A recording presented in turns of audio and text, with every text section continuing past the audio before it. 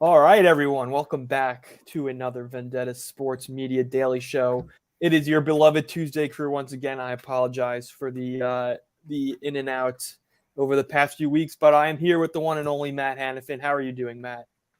Doing good, man. It's very where I'm at right now. It just reached triple digits, Oh boy, so I'm very hot.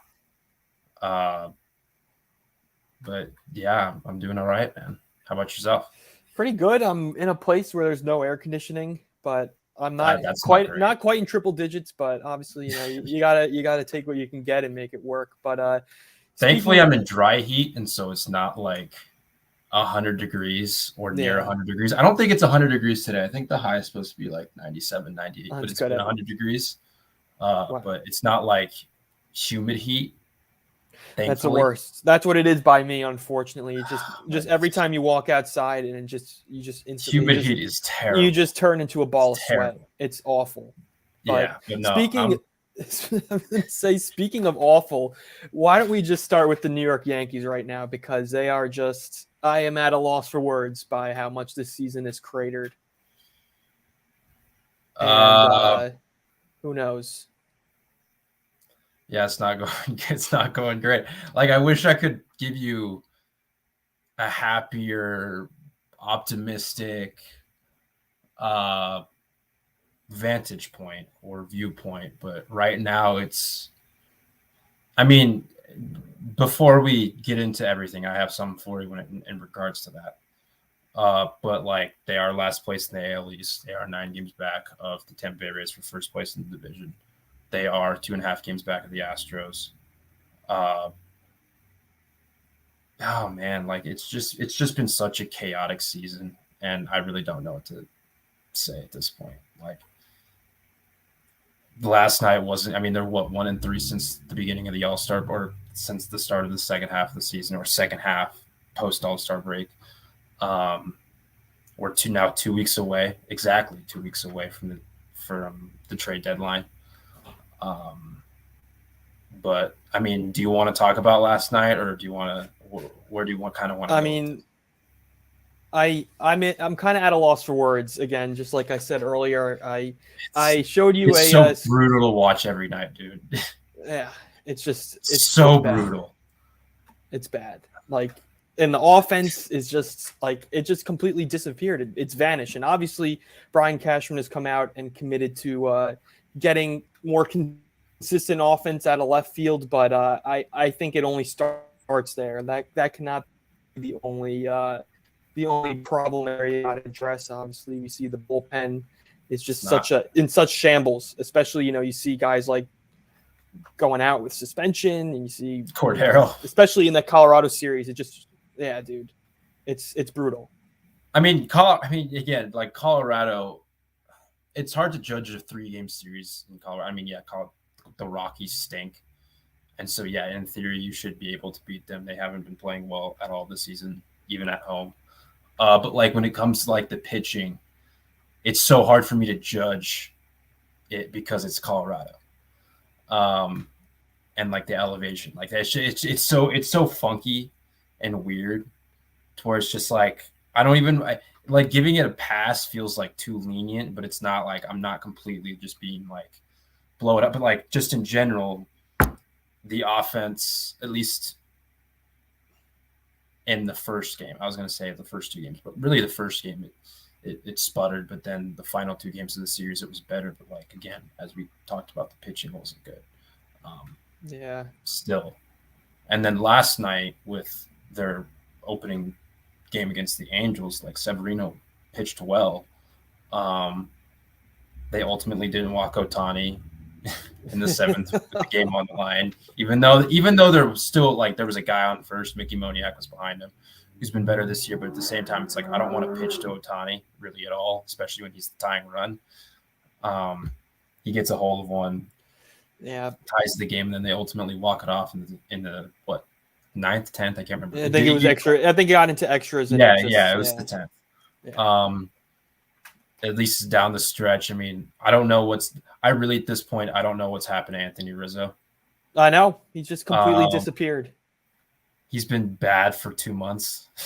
and no one's really said anything. I don't know how that's kind of just gone under the radar. I don't think people have said anything. He's been getting a lot of like heat lately, but like, point is, I mean, Donaldson got hurt with the strained calf in the first game of the Rocky series.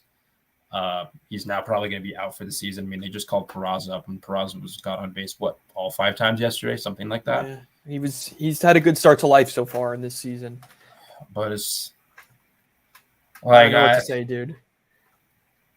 I'm going to ask you one question, and then I'm going to go on a little bit of a tangent, and then I'm going to ask you it again. But yes. Should the Yankees be sellers?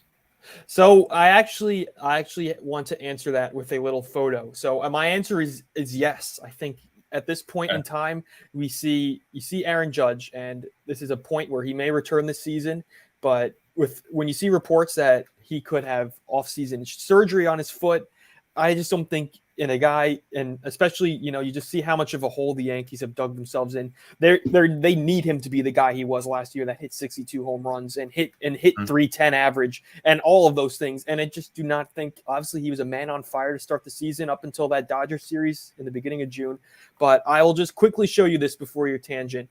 And I think that Aaron Boone and Cashman are kind of fooling themselves into trying to make something out of the season. And if they do, then I think they should do business with the team they did business with last year and get Nolan Arenado. This is my little brainchild I'm trying to show here. But I think that. Wait, so you're saying they should be sellers, but they get Nolan Arenado? I think they should be sellers, but I think if they consider themselves buyers, this is what they have to do, because I see reports that Dylan Carlson's on their radar. Obviously, one of the best third basemen in the game still in Arenado. You get great defense and some much improved production, and they even said improvement at catcher. So I decided to throw, if they already wanted to give up on Wilson Contreras, which I doubt, they probably will try and steady the ship at least into next year. But I said, why not throw in Wilson Contreras? He can play the DH.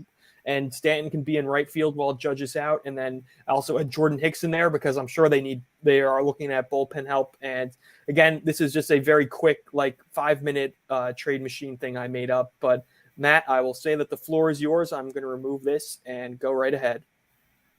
Would that package even get Nolan Arenado or get you? I think there you would have to include more prospects in cash, but I literally threw this together right before we came on. You'd have to include more, I'm sure.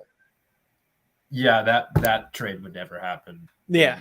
I think I did not include it. I did not include nearly enough prospects in cash. You would have to include 20 prospects for that trade to happen, just because of where their value's at right now versus where their value. Trading for Nolan Arenado, but I do like the idea of Nolan Arenado, like a side point. I mean, yeah, that's just not even the focus. But yes, I want you to go on what you were thinking about the buying and selling question. Okay, so what I did, I did a little homework earlier. I went back and really I'll try to keep this as short as possible, but bear with me here. I kind of went back and rehashed. Not most everything, but just some of the key points, really since 2016, 2015, from this season or from this team. And so, I mean, whoever's watching, please bear with me. If you feel free to interject at any point, but this is just kind of a point. Just go for it. I'm all ears. That I'm going to be leading up to asking you the question I asked before: should they be sellers? So really, I mean, I went back to 2015 and just kind of looked at, their season that was kind of it was Jeter's. It was the season after Jeter retired. It was 2 seasons after Mo retired. I mean, you could tell it was the end of, not the end of A-Rod, but I mean, he was breaking down a little bit. So was Teixeira. They win 87 games. They get bounced in the wild card game against Houston. They lose 3-0. And Dallas Keuchel came into the Bronx and completely shoved. I can't remember if it was 6 innings shutout, 7 innings shutout, whatever. He was really good. Right before that postseason starts, I think a day before that postseason starts, CC Sabathia checks into the alcohol rehab center. Obviously, he was one of their best pitchers when they signed him in 2009. He had a couple of struggling years. He had an alcohol problem that he's very open about now, but it was just one of those like an oh shit type moments. 2016 offseason rolls around. They trade John Ryan Murphy to the Minnesota Twins for Aaron Hicks. They trade Justin Wilson to the Tigers. They get Luis Sessa back. They trade for Starlin Castro from the Cubs in kind of a 4-player deal that included like Adam Warren. I think a 3-player deal that included Adam Warren. Gary Sanchez gets called up middle of the season. He got called up. I think he played a little bit in 2015, but then gets called up, I think, May of 2016. That summer, he just completely goes like banana land. It was really kind of a disastrous start for A-Rod. He and Teixeira both announced in August that they're going to retire. Teixeira at the end of the season. A-Rod at like that week or whatever. I don't remember what the exact day he announced it, but he said he was going to retire at the end of the week. But heading into that trade deadline, you could tell it was like, okay, like they're going to be sellers. This is like moves that need to be made. Through July 24th, which is before the day before their first big trade that I'll reveal in a moment, they were 15-48, minus 25 run differential, 4.5 games back at Toronto, who had the second wild card spot. That next day, they traded Aroldis Chapman to the Chicago Cubs for Gleyber Torres. They got Adam Warren back, Billy McKinney. And then they trade Andrew Miller to the Cleveland Indians for Clint Frazier. They also got Justice Sheffield back in that, who's another like heralded prospect for them at the time. They get Tyler Clippard from the D-backs, which is kind of like a weird random move that they did. But they also traded Carlos Beltran to the Texas Rangers. And so it's like they got younger. Again, after that, Teixeira announced he's going to retire at the end of the season. He was very emotional about it. A-Rod announces that he is going to retire at the end of that week. They call up Aaron Judge and Tyler Austin the day after A-Rod retires. And that's when they went that back-to-back home runs. I think it was against Tampa, against like Matt Andriese, I believe it was that day. But they go 32-26 after I think the final like 2 months of the season, or at least after the deadline. They missed the playoffs, but it was just like, okay, you got like the baby bombers. Gary Sanchez went completely berserk that summer, as I kind of mentioned earlier, but like he just went nuts. And so it was like, okay, like you get these two prospects back in Frazier and Torres. I think Frazier at the time was a little bit ahead of Torres in terms of like his development, but like they were both going to be on the up and up within the subsequent 2 seasons, or like at least around that time. Aaron Judge, I mean, he got, again, briefly called up. He struggled a little bit in 16, but you could see like there was some potential there. Obviously Gary Sanchez, what he did in like the final 3 months or whatever of the season, how he just went completely insane, just a nuclear power. So it's like you could tell this team got younger, obviously with the moves that they made at the deadline, Teixeira and A-Rod retiring. It's like, okay, like there's some future here. 2017 was more of looked at as like a rebuilding season. They re-signed Aroldis Chapman from the Cubs after they won the World Series. They also brought in veteran Matt Holliday, which is just a move that when I was going back through this that I just forgot. But Matt Holliday was on that 2017 team after he spent years and years, I think, with the Cardinals. Aaron Judge begins the 2017 season as good as really you would like anyone expected. He completely surpassed any expectation that people had for him. He went completely nuts. This team begins 38-23. Heading into that deadline, they were, I think, or at least heading into July 17th, 2017, which is, again, I'm doing this day ahead of their like first big trade because that's going to be leading up to the point that I'm going to make later. But heading into July 17th of that season, they were, I think, a half game ahead of Minnesota for the second wildcard spot. So like they were in contention. They trade for Todd Frazier, David Robertson, and Tommy Kahnle. That's like kind of like one of the biggest moves that they made. And that was off. Remember, at that time, Todd Frazier was heavily rumored to Boston. And so he was very close to going to a division rival, obviously, or your arch rival, nemesis, whatever word you want to call it.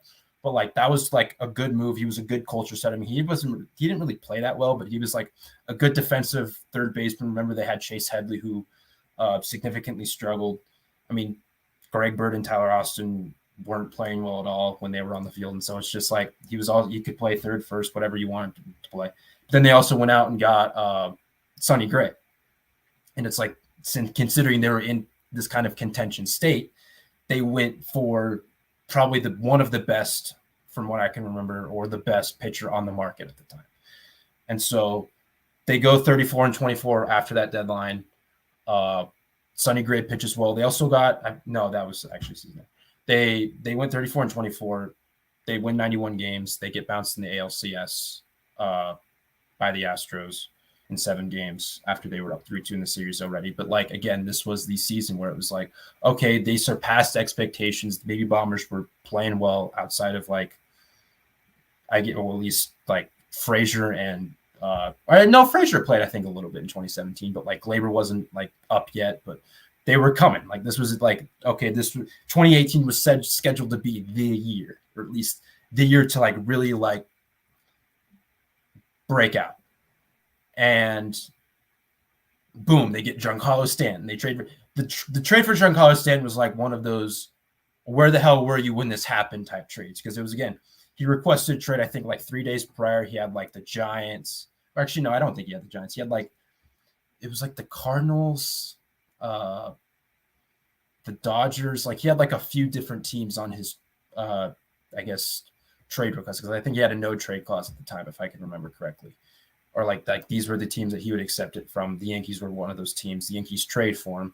And they really didn't trade a whole lot for him. I don't remember the entire package, but they didn't trade a whole lot for him in general. But they got Giancarlo Stanton, who hit 59 home runs, like 132 RBIs the season prior, won the NL MVP, including his, you probably could remember, like his just completely insane September that he had, that he just went completely nuts.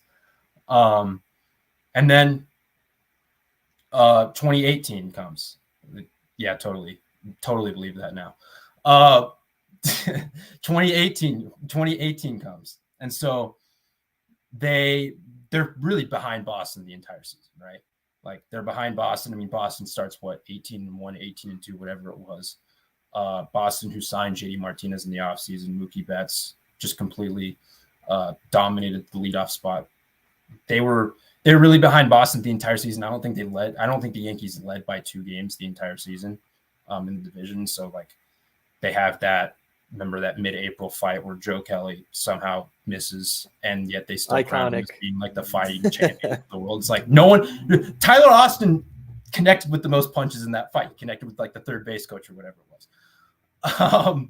But they trade for Zach Britton. They get J Happ. They got Luke Voigt, and kind of like, I don't even know if it was like a consolidation trade, but like they traded Chasen Shreve and Giovanni Gallegos for Luke Voigt, who was kind of like this prospect who wasn't getting a whole lot of playing time in the Cardinal system, right?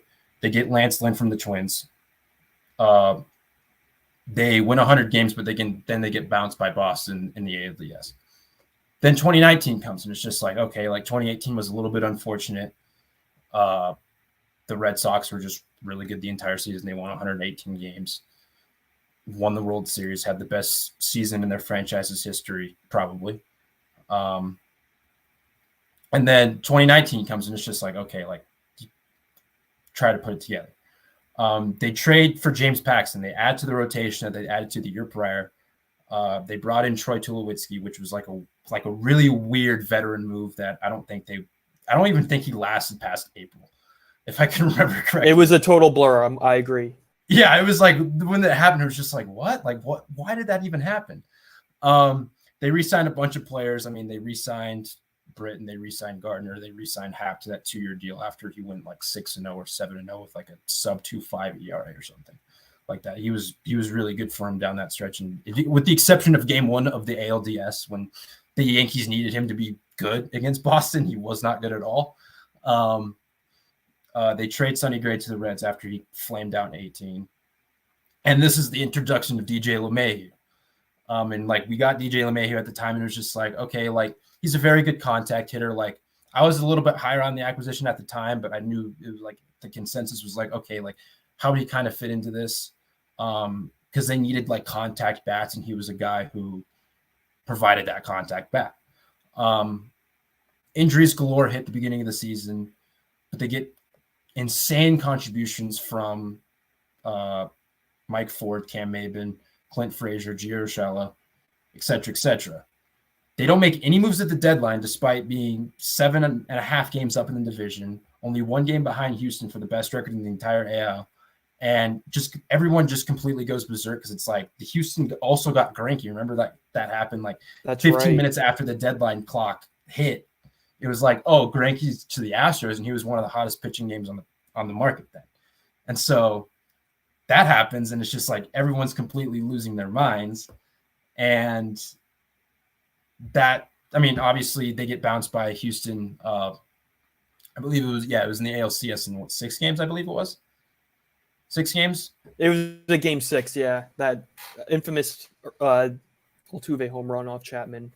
Yeah, and it's just like they needed to add to their pitching staff at the time. They didn't. Again, they were 7.5 up in the division. And so it was just like one of those weird things where it's just like, wait, they didn't make a move at all? Like, why? Well, what's the rationale? I mean, obviously they couldn't find a deal that would benefit them. Maybe, I don't know. But then they addressed that the following offseason. Garrett Cole, 9 years, $324 million. You got the white whale, as Cashman called it at the time. The white whale, you finally get him, but then COVID-19 hits. The playoff format changes. It's just a completely weird year in general. They don't make any moves. I don't even think they would have made the playoffs in a normal format. Yeah, because that's just how mediocre, weird, bad the 2020 season was. And it was just like they get eliminated by Tampa. Tampa goes on to advance to the World Series. The Dodgers beat them in like 6 games, 5 games, something like that. I don't remember exactly how many games. I mean, that was also, remember the postseason where Houston almost came back down from 3-0. Oh yeah, Tampa. Yeah, it was a fever dream in season, the ALCS. honestly. Yeah. So, but then I know I'm a little, again, still bear with me here as I go through this. I love this time machine trip. Please keep going. I'm trying to go as quickly as I can without no worries. But 2021 comes. They trade for Jameson Taillon. They sign Darren O'Day, who got shipped to, I believe, Baltimore, or not Baltimore. He was in Baltimore, but he got shipped to Atlanta that 2020 season. They re-signed LeMahieu because, remember, heading into that offseason, it was just like, oh my God, it's like he won the batting title in 2020, right? Yeah, he won the batting title.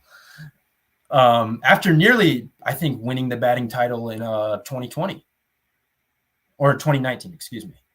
I want to say he was, maybe he did. I don't think he won. I think he was a few points off in 2019, but yeah, but like it. He was still like a research, like those 2 years that they had him on that cheap deal, he was incredible, as good as anyone could have asked for DJ LeMahieu. And he was, especially at the top of that order, just setting the table for everything.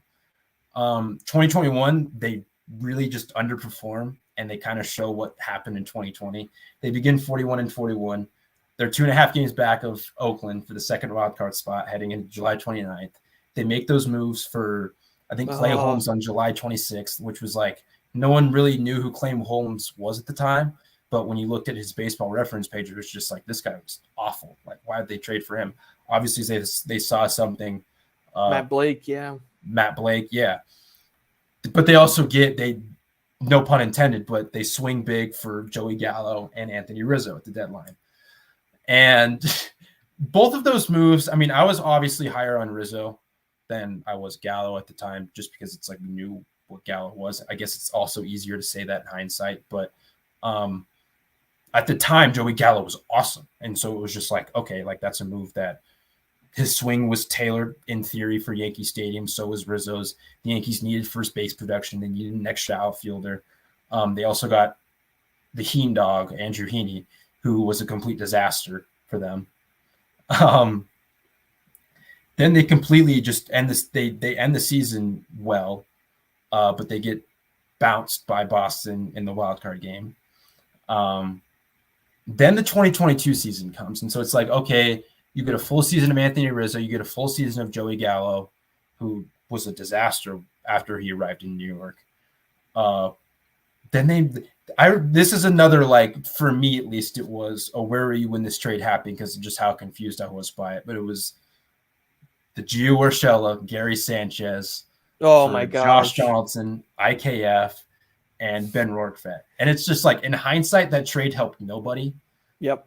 Because, I mean, obviously Gary, I want to say he left, right? He didn't get like DFA. He left after that season. Or I think he was out of a contract and a free agent, and he just didn't re-sign with Minnesota after 22. Yeah, and I think did Urshela get traded? Yeah, they dealt him to the Angels this past winter, I guess. Okay, all right. I'm trying to remember like how that went, but they're both not where they're at right They're now. They're no longer Minnesota Twins. Josh Donaldson, despite playing Gold Glove defense, was, I mean, they thought they could reignite something at the dish. He was a complete tire fire.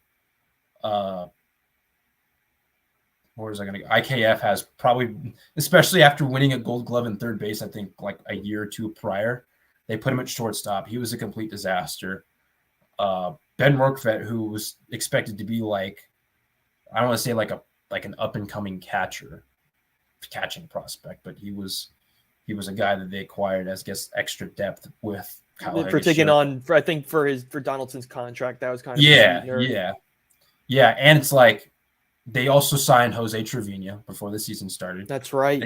They signed Miguel Castro, who's like the reliever for years. He was like their setup man with Britt, remember, for years and years that they had that like big sidewinder. They signed him. They get off to a historic start. They're beating the living you-know-what out of freaking everybody. They start 61-23. They head into July 28th, 66-33. So they're at 677 or 667 winning percentage. Best record in the AL. They're 11.5 up in the AL East. Aaron Judge is having this historic season. They trade for Benintendi because they need an extra outfielder. They trade for Scott Efros, who was like a nasty reliever in the Chicago Cubs system. Remember that. Frankie Montas at the time, who in hindsight, even at the time, it was looked at as like a bad trade because not a bad trade, but he did have a shoulder injury earlier in the season. And they were too scared to pay up for Luis Castillo, right? Yeah, and it's just like Montas was like the next best guy objectively at the time.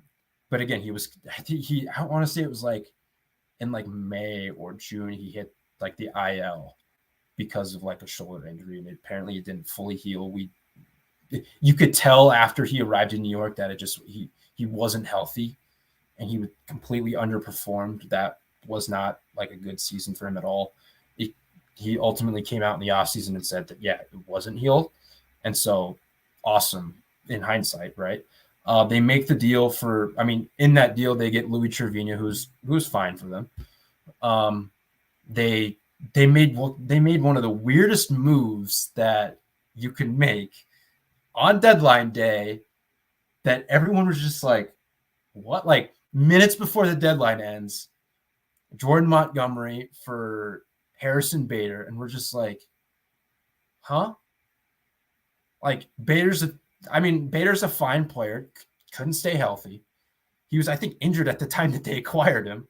Yeah, he had a boot on his foot. Yeah. Jordan Montgomery was kind of like this reliable arm that came up in the Yankee system. I think he came up in like 2017, 2018, around that time. There was, remember, rumors at the time where it was like, okay, they traded Montgomery for Bader, but they wanted to get Pablo Lopez, or like there was a deal that was nearing for Pablo Lopez in Miami. For Glaber, right?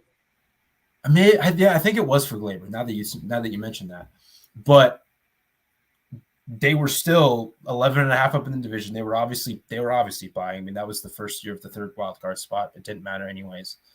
They really struggled offensively. They still finished 99-63 or whatever it was, 7 games up. And so the point, kind of where I'm going with this, or where I went with this, is so if you, again, backtrack to 2016, they're 4.5 games back at Toronto for the second wild card spot. They sell. 2017, they're a half game up on the Minnesota Twins for the second wild card spot. They buy. 2018, I don't know if I actually mentioned this before, so I apologize for that. But they were 6 behind Boston, but 4 ahead of Seattle for the first wildcard spot. So again, they were still in contending position. They're bottom. 2019, they don't make any moves at the deadline despite being 7.5 up in the division. So, I mean, I also think I forgot to mention they got Edwin Encarnacion that season. Oh they my got him in gosh, like that's June. right. They got him in like June, and so it wasn't even thought of as a deadline move. They needed pitching, at least at the time, or they needed like extra depth in the rotation and bullpen. So they weren't playing well, but they were still. I don't want to say buying because I mean I guess they got again Edwin Encarnacion, who they got for 3 pennies on the dollar.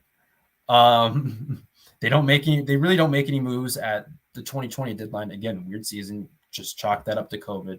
I don't know how that would have performed in an 162 game season, but nevertheless, 2021, 2.5 games ahead of Oakland for the second wildcard spot. They buy, obviously. Again, 2022, they're 11.5 up. They obviously buy. Now today, as we stand right now, 50-45, 2.5 games back of the Astros for the third wildcard spot. Do they sell? Do they sell or do they buy? Based on recent precedent, again, I'll also preface by saying, or I'll also end it by saying this. When you repeat something over and over again, you buy veterans like a Josh Donaldson, who was having a bad season. He had a bad 2021 season in Minnesota. You get these age-old veterans. You have guys like DJ LeMay, who's underperforming. Anthony Rizzo, who's underperforming. Giancarlo Stanton, who's underperforming. Aaron Judge is hurt. Josh Donaldson, who's now hurt, was significantly underperforming, and he's underperformed since he's arrived in the Bronx. Aaron Hicks, who they signed to an extension a couple years ago, gets traded to Baltimore and becomes Barry Bonds, I guess. I don't know. Relative to what the other Yankees outfielders are producing. Harrison Bader, he's been okay. He's probably giving as much as what you asked for, but like relative to everyone else, probably a little underperforming. Who do you have to sell if you end up selling? But also at the same time, who are you going to buy if you buy? Right? Because it's like, I'm just going to say this right now. They're not getting Ohtani. I agree. They're not getting I'm Ohtani. more likely to get struck by I lightning really don't than think they a trade team is Ohtani. going to shell out a farm system to acquire Ohtani because for 3 months when they have no idea if he's going to re-sign or not. I don't even think Ohtani knows what he's going to do, let alone everyone else. And so I don't think they make that bet. Obviously, they're the New York Yankees. They're going to be in contention for Ohtani. They're going to make a call or 2 or 3, see like, okay, what's the prospect haul? But I don't think they're like legitimate contenders for him. What exactly do they do? That's kind of like, I go back and look at the history of it, and it's just like, okay, they're at this place before this move. They're at this place before that move. 2018, 2017, like based on recent precedent, relative to where they're at in the standings and what they need. Obviously, this team probably needs a lot more than those aforementioned teams. But like, you look at possible, like, okay, let's say doomsday scenario comes, they flame out over the next 2 weeks, they sell, or a week and a half, whenever they make their first trade, their big trade or whatever, they sell. Who are you going to sell? Because it's like, when we look at this relative to, like, if we compare this to like a stock market, are you trying to sell low or do you want to sell high? But who are you selling high on? Who would you sell high on? Like, they're not going to trade Aaron Judge. They're not going to trade Garrett Cole. We know that for a fact. We know those 2 guys are staying. Are you going to trade high? I would say trade high, but like the first guy that comes to mind about trading high is Gleyber Torres, who you almost traded a year prior. What exactly are you going to get for him and for who? Yeah. Are you going to trade, I don't know, Luis Severino? Is there a team out there that can, I mean, he pitched well last night, but is there a team out there that can completely fix him? I'm still waiting. I mean, we're all still waiting for what will happen with Carlos Rodon. Again, I understand the injury concerns. He's only had really 2-3 healthy seasons throughout his career, but God forbid he misses a month to an injury or misses a couple months to an injury that he's never had in his life, albeit a tricky one with a back injury. Yeah. What you're not going to trade him, obviously, because I mean, there's no market for him. I've heard like, what are you going to? You can trade, I guess, if some team wants to take him as an expiry, even though you're probably going to have to eat most of that money, if not all of it. Are you going to trade Josh Donaldson all of a sudden? Like, is that going to happen? Are you going to trade IKF, who, even though he's having a better season than he did last year, is a complete disaster in the outfield? Is there a team with like a third base opening or something that they need? Like, you're not trading Anthony Rizzo, who's the lowest value of his career.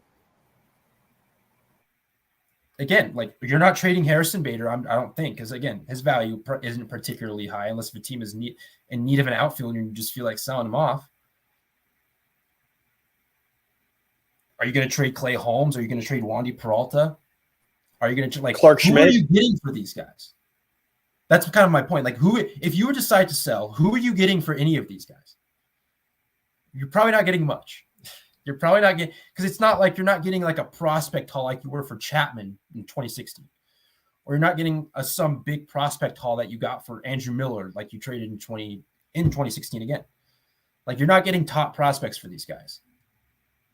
But then again, we are also in that situation where it's like, if you buy, who's going to come and fix this team, or who's going to come in and like help this team win games? That's not some big superstar.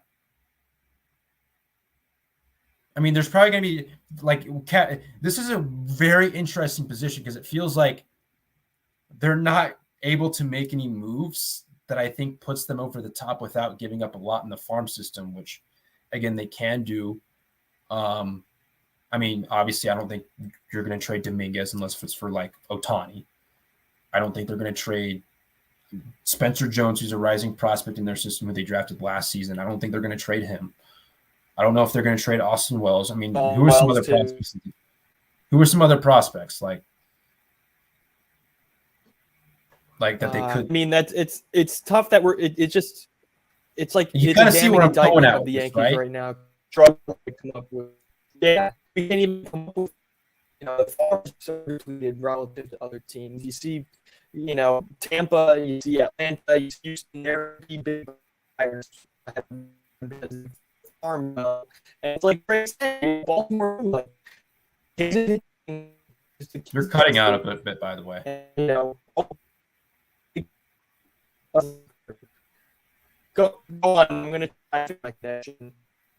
Okay, but like, you just look at it and it's just like, okay, there's not a whole lot of options. The Yankees, for not the first time in my life, but they're in a situation where and this has been like this for, I guess, the last couple of years, but like, this is probably the worst example of it.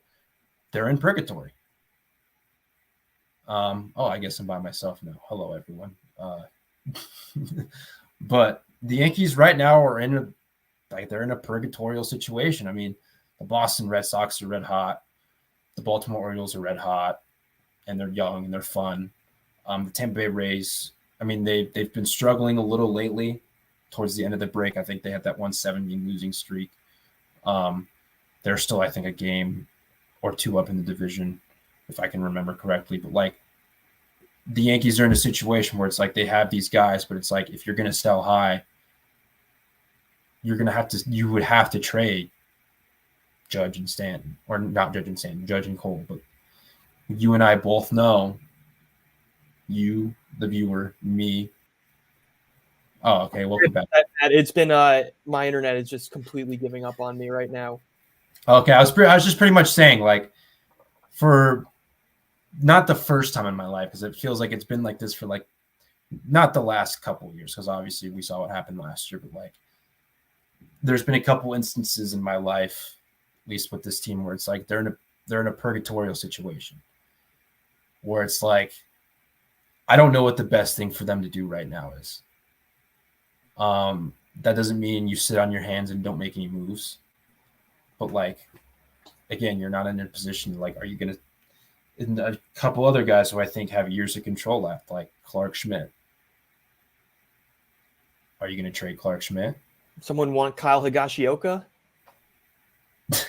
I mean, it's just anything's possible now. Is someone going to trade for Michael King, Tommy Canley, Albert Abreu? Like, which guys are you going to sell high on? If you're going to end up selling, because you're not selling high, there's not a lot of options to choose. That's kind of my point in this.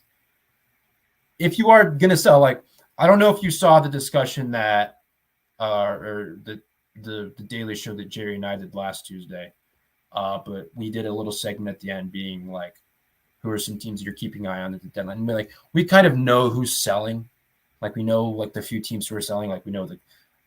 Sorry, Jackson, for jinxing your team at the beginning of the season. I probably owe you something when I meet you, but like the St. Louis Cardinals are going to be selling. Colorado Rockies the Chicago White Sox, the Kansas City Royals, the Oakland A's. There might be a world where the Los Angeles Angels sell off a few players. Probably not Ohtani, at least from recent reporting. I don't know how completely true that is. I mean, I'm guessing the Angels want to maintain their leverage with that. But as of right now, per reports, again, don't know how much to believe it from a GM's mouth, but they're not going to trade Ohtani, even though he is in the final year of his deal. I don't know if there's a world where the Mariners sell. Maybe. I don't know. It's really just the teams from the two Centrals. Like the Pirates are probably going to sell. I'm guessing the Cubs are probably going to sell.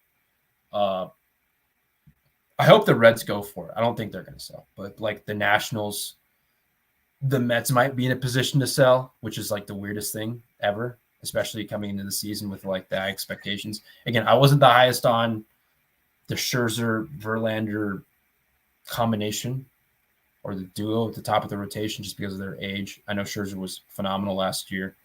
So was Verlander, but they might be selling. The Rockies might be selling. There might be a world where the Padres start selling off pieces like a Blake Snell or a Josh Hader. So it's like we know those, at least for the most part. Anything can change in these next couple of weeks, but for the most part, those teams will be selling. The Yankees are in a division right now where everyone is above 500. And everyone's in contention for a playoff spot. And so I think for the most part, it is probably a buyer's market. And I don't know.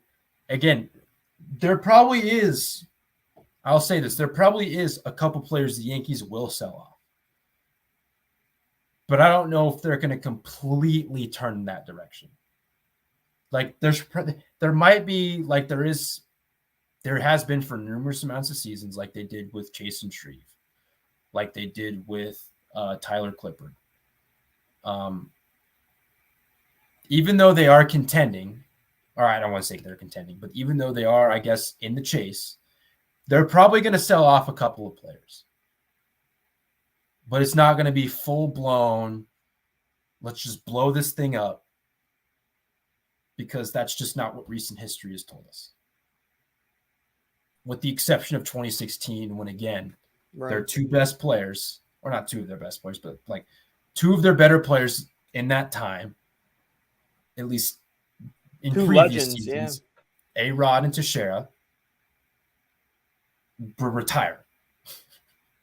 That was really announced after, but you could tell they were in their last couple of seasons. And you had players to sell high on, like Aroldis Chapman, like Andrew Miller. You still were able to get prospects for Carlos Beltran, even though he was like 35, 36, 37.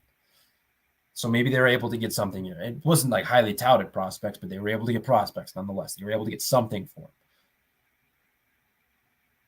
And so, again, I end all this by saying I have no effing idea what their best situation, what their best thing is, like what the best thing to do is. I have no idea. But recent history has told us that they're probably going to try to go for it. Again, 2.5 back in the wild card.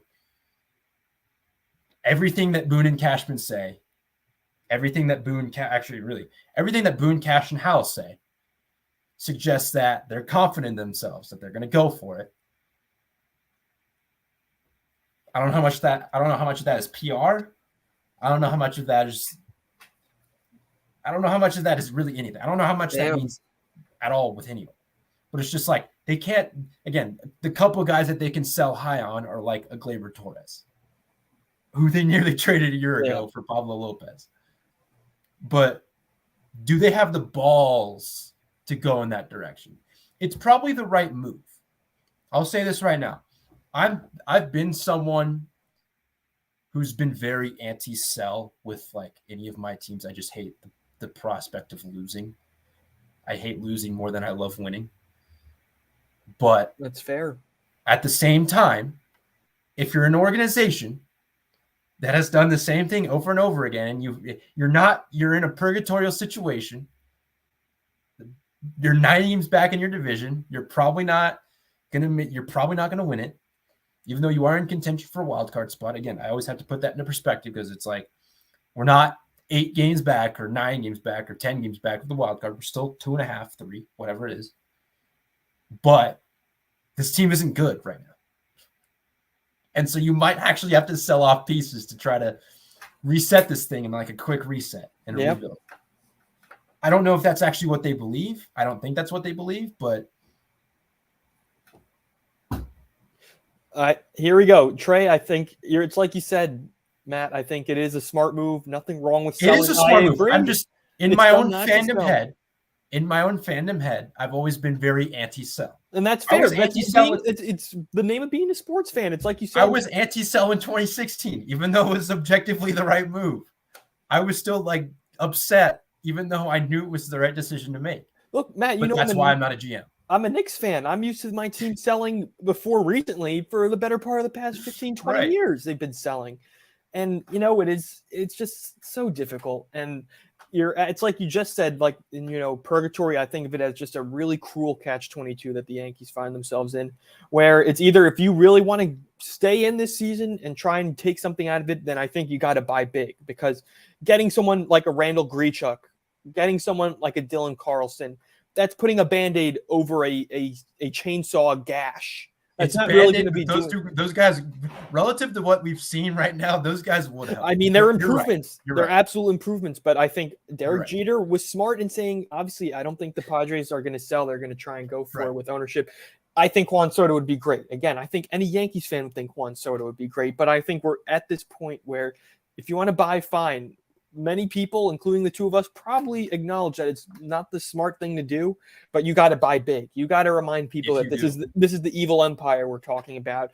And that's, sadly, ever since Hal died, or not Hal, his father, George, it's been the exact opposite of the evil empire. It's trying to, cut costs, re-signing Judge, thinking, he's going to sell enough jerseys to get the revenue up. It's just, they're the richest organization in baseball, and they're probably one of the 10 richest organizations in sports. Oh, did his internet cut out again?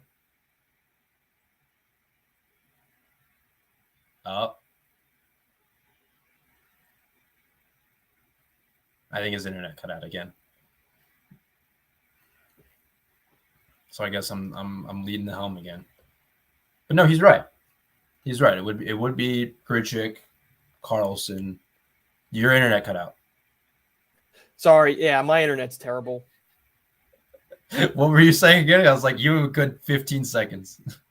Oh, it was just, I'm just saying it's been the complete opposite of what we have known the Yankees to be heading up until 2009, being the evil empire, not, throwing money in the wind, kind of like we've been seeing Steve Cohen and the Mets doing, across town. But I think right now, to sell or not to sell, I think selling is definitely the most logical option. But I just can't see Brian Cashman and Hal Steinbrenner admitting that they're wrong in the way this team is constructed in doing that. Outside of 2016. Correct. Outside of 2016. Yeah, maybe, the slide, if they really can't turn it around, maybe if the slide continues, they can't, build any momentum, then maybe I think that could be enough to convince them to sell. But as long as they're within, I guess, you said 2.5 games, I guess if they're within 4 or 5 games of the wild card, I think that'll probably be enough for Cashman to believe he can buy. Yeah, I just don't know. I don't know what it would be. Like, I wish I could come to you. That's the worst part. I don't think I could. I wish I could come to you with answers. Maybe I'll have more answers next week when we. Yeah, again, I mean, no, but I just don't know. It's just I don't know. Tough. This offense is like, it's like why I'd rather watch paint dry sometimes than watch this offense hit. And I hope the people who thought Sean Casey was going to fix this shit in 4 games, like, dude, it's never going to happen. No. Sean, wait 30 games, but you're at a time where it's hard to wait at all for this. This is New York. It's like you said, you have a very short shelf life in New York. Yeah. Especially in a baseball town Sean like this. Casey was not going to fix this in 30 or in 4 games. Like, right. I think the realist of real here. Yeah. Go on. I'm with you there, but it's the pressure. It's, whatever you want to call it, the fans that obviously we're both Yankees fans, and I'd say we're both very smart Yankees fans. There's a lot of not smart Yankees fans that'll go on Twitter and elsewhere. I think relative to the average, well, you know what? We should probably ask Trey, do you think we're smart Yankees fans or delusional, stupid Yankees fans? I'm not. I'll be looking forward to that comment, but I'm pulling up their prospect list right now just to refresh myself. Yes, I actually would love to. Outside of Wells, Dominguez, and Jones, Spencer I really don't know who else. Yes. I'm really drawing a blank. Everson Pereira, Trey Sweeney. I mean, Clayton Beeter, I know I've heard good things about him. Luis Heel, who we've seen a cup of coffee of. It's not a great farm system. It's certainly not the worst, but like guys like Peraza and Cabrera. Cabrera, like they've all graduated that. So right now they only have 2 top 100 prospects per MLB.com that I'm looking at right now. And that's Wells and Dominguez. Dominguez is 41. Wells is 79. Just to give you some perspective. Spencer Jones will maybe be making his way up that list. I don't know if you've seen Spencer Jones. He's like the lefty version of Judge. I know I hate making that comparison because that's just an unfair expectation, but he's 6'6", just completely just mashes. This year he's in high A this year. He's 264, 340, 465, 20 doubles, 10 home runs, 32 walks, 200 strikeouts, 805 OPS. But last year he had a 963 OPS across 2 levels, I think rookie ball and low A, or in single A Tampa, in a smaller sample size. But yeah, he's going to be making his way up to this. He's probably, I don't know if he's like a blue chip guy, but damn close to it. Anything helps at this point, and I'm happy to hear that. Currently their 3rd ranked prospect, 22 years old, 6'6", 6'7". But yeah, like I just man, like I don't want to say like I'm curious. I'm curious to see what those conversations are going on in the Yankees front office right now, because as I will say this, Cashman does have those moves where it's like no one expects it. Like, I guess out of the blue. Yeah, out of the blue. Like he has like that Edward Encarnacion trade. Everyone was just like, wait, where did that come from? Like the Sonny Gray one that was like reported for a while. The J Happ one was reported for a while. I'm trying to think of like a couple others like off the top of my head. I guess like Donaldson was kind of out of the blue. Bader one. Yeah, Bader. Well, yeah, the Donaldson one was weird. I wasn't really a fan of that move at the time. I remember like sitting at a gas station because I was on the road. I pulled over and I texted and called a friend. I was like, what the hell was this? Like, what's going on here? Because I had no idea what was happening. I was like, this is like the weirdest move ever. And especially it was like a couple weeks before the season started.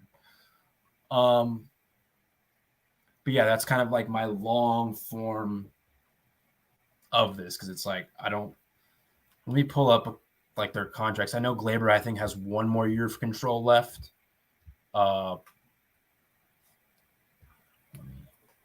It's just so confusing, and it's like teams aren't going to be sending a damn haul for Anthony Rizzo even at this stage of his career. Yeah, because of how he's playing. And I mean, and they have their money tied up into players that have not aged well, given the value they have received on those contracts. Like you said, DJ LeMahieu, they paid him like a batting champ, and those 2 years on that cheap deal were probably the 2 best years of his career, all things considered. But now he's just, I read the front page of the New York Post a couple of weeks ago. It's a ghost of the machine, and I totally agree with that. You look at Giancarlo Stanton; they didn't sign him.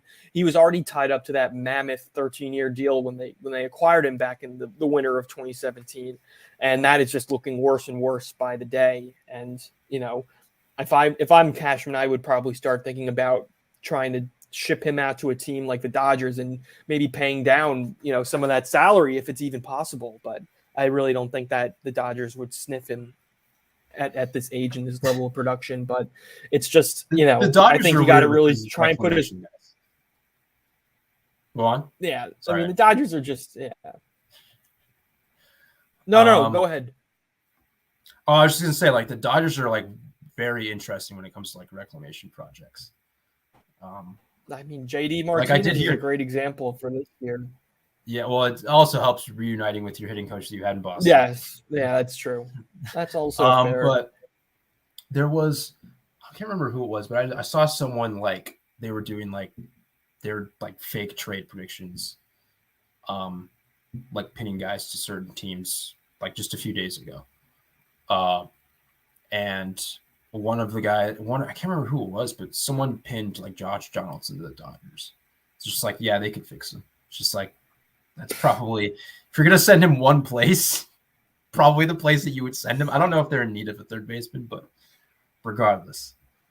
So I'm looking at it right now. Luis Severino's on an expiring contract, $15 million this year. Isaiah Kiner-Falefa on an expiring contract. Harrison Bader is expiring $5.2 million. Wandy Peralta is on an expiring $3.4 million. Clay Holmes still has an extra year of arbitration left. Domingo Germán has an extra year of arbitration left. Gleyber Torres has an extra year of arbitration left. Josh Donaldson still has another year left on his deal, although he does have a mutual option. Oh, no, I thought he did. There was some way to get out of it after this season. Yeah. Who am I missing? Rodon's only year one of that. Hey, Kyle Gashoka has another year of arbitration. That's really all I got right now. So it's like there's some, like, if it becomes like a doomsday scenario, there, I don't know, I'm trying to calculate 14 days out.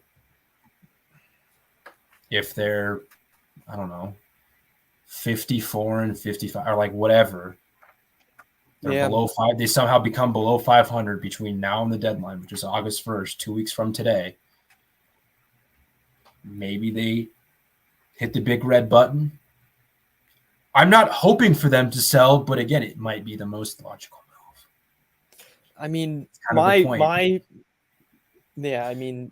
my theory is just if you sell, then all right, you reset the decks, you let Judge get healthy, you let Rodon get healthy, you kind of let the guys are going to be around for the long term get at 100%, kind of admit this is just a bad year, a year that did not go to plan at all. But then I think you hit the winter as hard as you possibly can. If you can clear the decks, get get as many bad deals out as you can. You try and maybe, not Ohtani. Again, I'm convinced Ohtani will never go to the East Coast. I think he's made to be a Dodger, but I think you call up St. Louis, you say, hey, how does Nolan Arenado look? What are you thinking about for him? Again, if you can get away from if you can keep, Dominguez, Jones, guys like that, Wells. you can keep him in Wells. I mean, then great. You kind of give. They probably need to sell one of them at least. Yeah, They maybe probably one need of to them. get rid But of at least I one. think you get him in the lineup with Judge, then I think you're starting to go somewhere. You find a really good left-handed bat. Probably not Juan Soto. That's my dream. Derek Jeter's dream as well. But sadly, you can't get what you want in life sometimes. But you find a good left-handed bat, and that's what Judge has needed pretty much ever since he became a superstar. It's that Anthony Rizzo was probably the best left-handed bat he's had, alongside him in his career, give or take. And just like it may not even just a reliable left-handed bat. Yeah, someone to go Like into left field. I just thought like again. no, go on. No, I just thought losing Benintendi hurt a little more than people may have realized last winter. I think he would have, Even though he hasn't been great. that good this year. Yeah, I know he's had a down year, but obviously, pretty much everyone not named Luis Robert Jr. Has had a down year on the White Sox. But it's complicated. Obviously, that much is certain.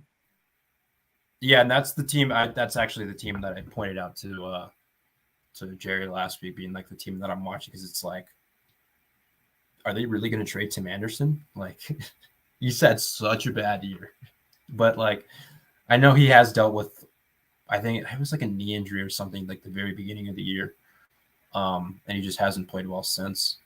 I'm sure he's healthy now, but he just hasn't found his footing yet.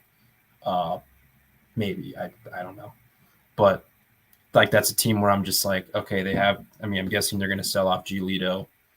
I think I know. Like Liam Hendricks just went on the diet. Didn't Liam Hendricks just go on the IL? Or am I thinking of someone else? I think he might have. I need to like double check though. Yeah, like they have like Ronaldo Lopez. I'm just naming guys like Andrew Vaughn. How crazy would it be if they actually did trade Luis Robert? Just in like a fake scenario, like they could trade. What about Eloy? Like they're a team that like would have interesting options, and it's just the bottom of the Centrals are really the teams that we know who are selling right now. And then you can throw in like the Rockies. You could lump them into that mix. Obviously, the Athletics, if there's any players that that teams want there, they can do that. Maybe the Padres end up selling a couple of pieces. Like they have a real opportunity to get a shit ton for Blake Snell if they want to, because of how good he's been this year, along with like a Josh Hader. I don't know what their contract situations look like, but maybe they also sell like a Joe Musgrove,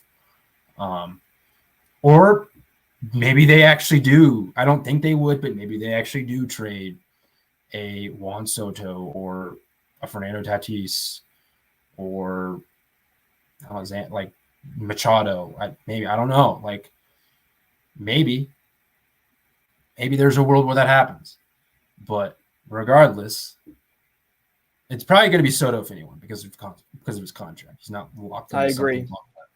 But there's a world where they could sell.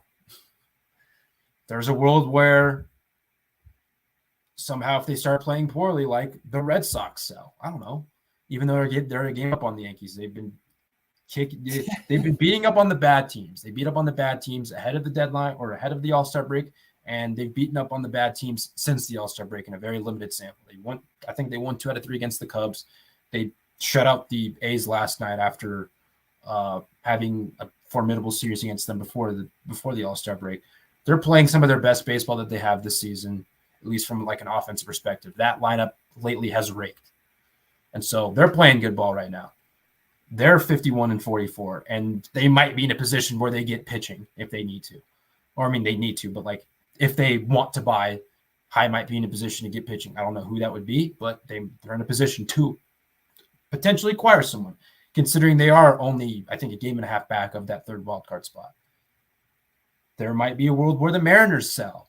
I don't think so, but there could be. They're 47-46 right now, 8 games back of the Astros in the division. 5.5, or no, not 5.5. Math brain here, 4.5. But regardless, they could be a team that sells. Like there could be sellers here that we don't recognize here in a week, that we just there could be sellers. That's kind of the point I was making. I don't know where I was going with that sentence, but there could be sellers that we don't know if that sell in a week or sell in 2 weeks, whenever the deadline is. So I am so sorry, Matt. This is a disaster. My internet is just bad. I don't know. Okay. Well, so what I was saying. But yeah, you were talking about the Mariners. I remember, and you know, yeah, like they're 4.5 back of the Astros, for second place in the AL West, and obviously they'd be 4.5 back of them for the second or for the third wild card spot. Excuse me. They're 47 and 46 right now. They've sputtered throughout the season. They might be in a position where I don't know who exactly they would sell if they were trying to do that. Like I don't like Jared Kelenic, or is he? I mean, they probably want to keep him for the long haul, right? Yeah, like I don't think they're not going to sell Castillo. Obviously not. Like maybe they trade like George Kirby. I don't know. Cal Raleigh, I don't know. Maybe. I mean, Ty Francis had a rough year. Maybe they decide to trade him for some reason. I don't know. But like my point with all of this is that there could be teams that sell or buy, like the Yankees. You could lump the Yankees into that conversation in a couple of weeks that there's kind of just like a hazy fog around them now. And that's where I'm at with all this. And yeah, it's just, I'm with you. I'm right there with you, Matt. It is just it just really makes you want to rip your hair out sometimes, the way this season has gone for the Yankees. Like, I'm growing grays. Basketball season's over and I'm growing grays. Well, how about we touch on something a little better, because I have seen a lot of your tweets about the Miami Heat in the summer league. Unless there's any other baseball news you want to cover. Not really. But obviously the Cleveland Cavaliers, they have won the NBA Summer League last night. I think Cam Whitmore was the MVP. Good for Cam after that big slide in the draft. But what are your biggest takeaways from the Summer League? I would say probably my biggest takeaway. I mean, it's not unnecessary, but it is cool to watch like the second year guys really take that leap, like Keegan Murray did in the California Classic. Chet's been looking good, even though he didn't have a rookie year. Yeah. I mean, I'm just blanking on names right now that like second year guys, like Julian Champagne just signed to like, he's not a second year guy, but he signed to like a long-term deal with the Spurs. And he obviously was playing well. Jaden Ivey was hurt, right? He didn't play for Detroit. I think he was hurt a little bit. Yeah. I mean, my guy, Orlando Robinson, was arguably the best player this summer league, or one of the best players. 26, 10, and 4 on 57% shooting, 58% shooting, 35 from deep. He's a second-year guy. I mean, he's been awesome. I mean, who am I missing? I'm missing names. I'm just drawing a blank. I'm drawing a blank right now. Who am I missing? I went over this with Jerry last week. Did Mathurin play for Indiana? Briefly. This isn't Jabari Smith. Jabari Smith had some good games for Houston. Jabari Smith, duh. Yeah, he was crossing up some. I remember against the Pistons, he kind of cooked them. But it's always cool watching those second-year guys come out and like work on their game a little bit. It's always funny to see them just completely dominate summer league, or at least in the abbreviated sample. They don't play the entire time, but it's always cool seeing that. I mean, obviously Cam Whitmore, he was phenomenal in the games that he played for Houston.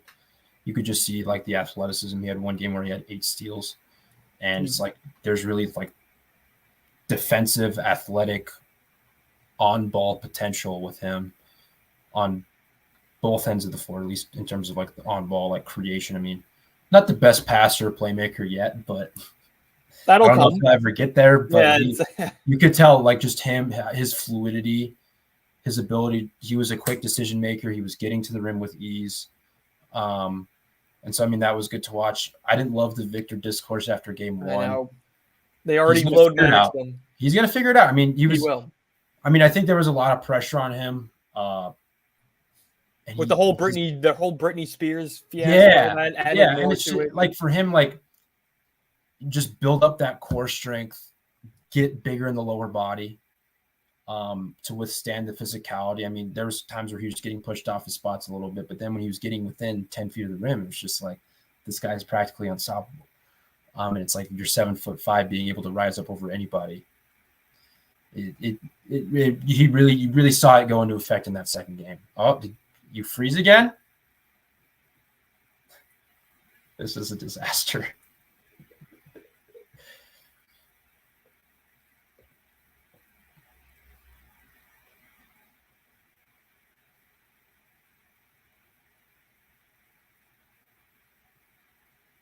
I think he's frozen again. This is a complete disaster.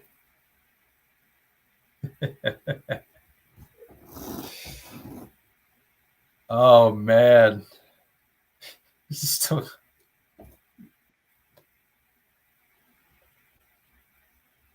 from the Daily Show after this. This is a disaster. I'm giving myself a self-imposed suspension from the Daily Show after this. This is too bad. And Trey, everyone who's watching, I'm terribly sorry. I'm currently in a place where there is obviously terrible internet, and until I have this figured out for the long term, I think after today I'm going to have to take a hiatus from the Daily Show because these viewers deserve better quality than this. They do not deserve me potentially ruining the entire broadcast because this is wonderful entertainment on my end. It's at the very least, I hope people can laugh at this. It's better to laugh than cry, right? Because I am like this close to like completely just slamming my computer against the wall and just never looking back. But I guess we should maybe briefly close this out, Matt. Again, please go on with the Summer League, but I'm just losing my patience with technology right now. Oh, I was just saying, like, just the rookies. Like, obviously, Scoot Henderson was sick until he got hurt. The Thompsons until at least Ahmed got hurt. I mean, Keontae George was, again, one of the best players this Summer League. He was electric to watch. Trying to think of like Kobe Buffkin was a lot of fun to watch. Even though his team wasn't good, there were definitely moments where Marquise Noel for Toronto was kind of fun to watch because it's Marquise Noel. Who else? I mean, I know I'm leaving names out, but Jalen Hood-Schifino kind of struggled. This is kind of our last really like benchmark for the basketball season until late September when training camp starts. Unless, of course, Matt, the elephant in the room is freed. But that's all I'm going to say. That's all I'm going to say on that matter. I don't know when Dame's going to get traded, just to give you the shortest intro possible, but or not the shortest intro possible, the shortest like summary possible. I just lost my train of thought for a second, but the shortest summary possible. They're pretty much at an impasse. Miami's not willing to outbid against themselves because no one's in contention. No one else is bidding for Dame.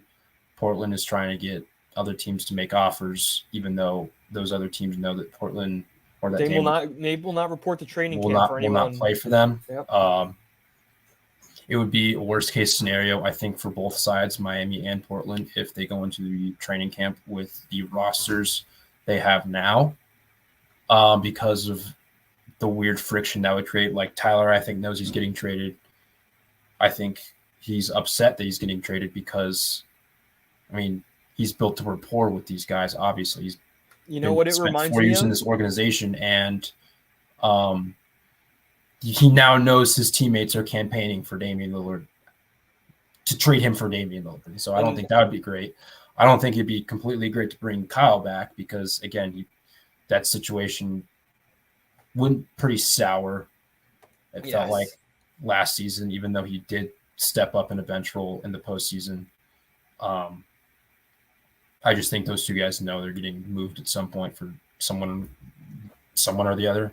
Unless if Kyle gets moved at the deadline, but at least in Tyler's instance, I think it'd be a worst case scenario to bring him back, and then be worst case scenario to bring Dame back to Portland's locker room because it's like, well, we have this new young. We have your replacement in the building, and albeit yes, I don't know if they're friends, but they're cool with each other. They've talked and everything, and I think they've like worked out whatnot. I mean, but like whatever the case is, you can't bring Damian Lillard back to that after everything that's transpired this offseason. Absolutely, and you can't bring Tyler back because of everything that's transpired there. And the thing that gets lost in all this is you see rumors going on every day about like Tyler Hero. Tyler Hero can get moved to a third team. Yep. Like it's not Brooklyn is a possibility. Brooklyn, Utah, San Antonio. Like those are the teams that are like most linked to Tyler.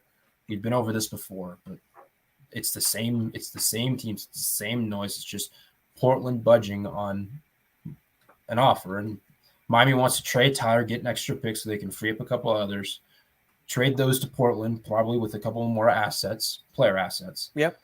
And right now, the Heat have completely lowballed their offer. I mean, I've seen Hero and like a few picks out there. It's like the rumored offer. I've also seen Hero and like Robinson as like a rumored offer. But regardless, those are lowball offers. It's far from what Miami's best offer. And they're purposely doing that because it's like, why would I bid against myself when no other team is competing for me? Don't give up more than you have to, especially when you're trying to have that big three of Jimmy, Bam, and Dame. But I feel bad, Matt, because it's, if that worst case scenario does happen and they report to training camps with these teams as is, it reminds me a hell of a lot of Lamar Odom's time with the Lakers coming to an end after the Chris Paul trade was vetoed, and he was in the trade package. And after he found that out, he just completely soured to the Lakers and put in a trade request. And it seems like if Joe Cronin doesn't finally budge on a trade, that's kind of a direction that we could be headed to. I don't think this goes into training camp. I agree. I think they'll find a happy medium. Yeah, like I think they'll figure something out at some point. We could be in for a decently long wait. A bit of a staring contest, but that's sports. Yeah. I mean, I just hope this gets resolved sooner rather than later because it's just annoying, the same shit coming out every day and every hour and every week regarding this trade discussion. But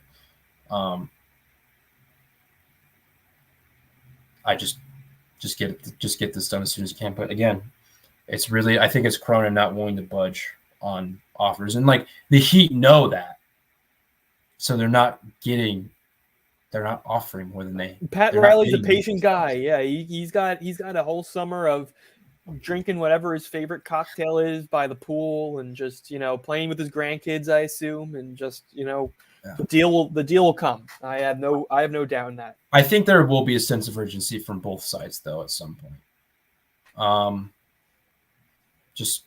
I think once August 1st reports that came out today that like neither side has like talked to each other yet or like been like in like full negotiations. I don't remember the exact wording used, but there's just again like a staring contest as you mentioned, and that's just what it is right now. Again, Miami's not willing to bid against themselves until there's like a legitimate second suitor, which a team that's willing to get Dame. Philly's like the wild card. I know Toronto's been floated out there. I don't know how true that is. But like there really hasn't been a second suitor at all. And I think, and as soon as you get that, you'll probably get Miami to just up their offer to give you more of what you want. But that's why there's reports that came out from Sports Illustrated that Cronin is like wanting teams to give offers. And it's like, no, Miami's offer right now is the best offer because no team is giving legitimate offers. Yeah. Like that's the point, or at least none of which has been reported yet, if there's been any. But like that's kind of the staring contest they're at. And so Joe Cronin, I get it. Joe Cronin wants more. He's doing his job. He's trying to field more. He's trying to maintain the leverage again that he doesn't have.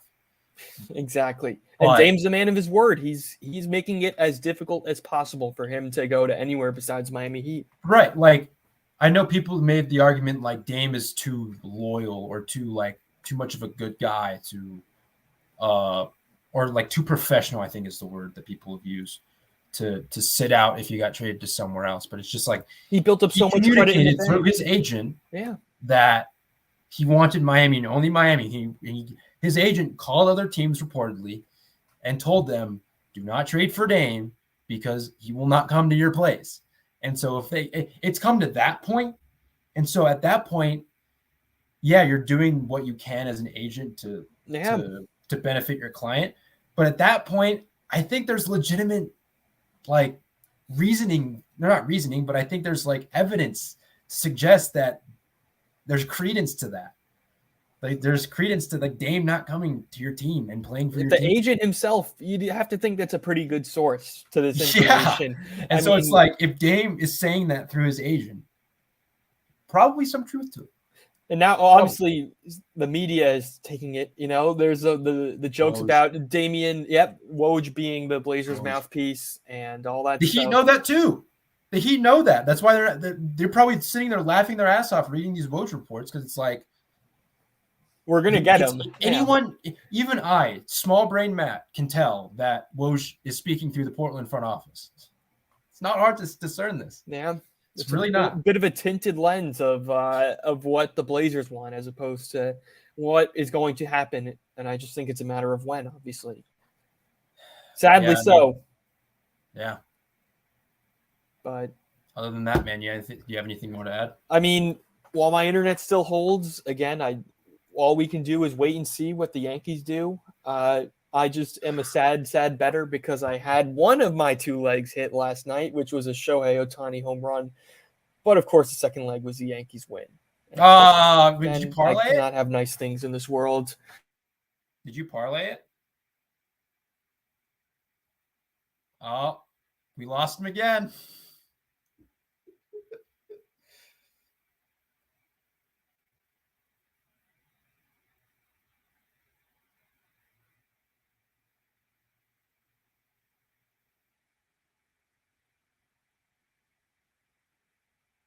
We lost him again.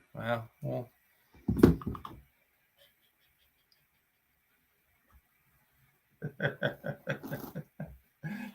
Oh, what a disaster of a daily show. What a disaster of a daily show in terms of Bagdonis. It is a disaster of a daily show, ladies and gentlemen. Bagdonis, hoping you have a great end to your Tuesday, because it will probably be Tuesday. I don't want to use bad words, but it's just not fun. It's not fair to you, and it's not fair to the viewers. But again, everyone, I sincerely apologize. This will be the last time you see yours truly on a daily show until I get to somewhere with some better internet connection. And oh my God! Someone commented, he said he'd be lagging. I am lagging. That is right. So everyone have a great day. Someday, not on a day, or at least a time being, but it's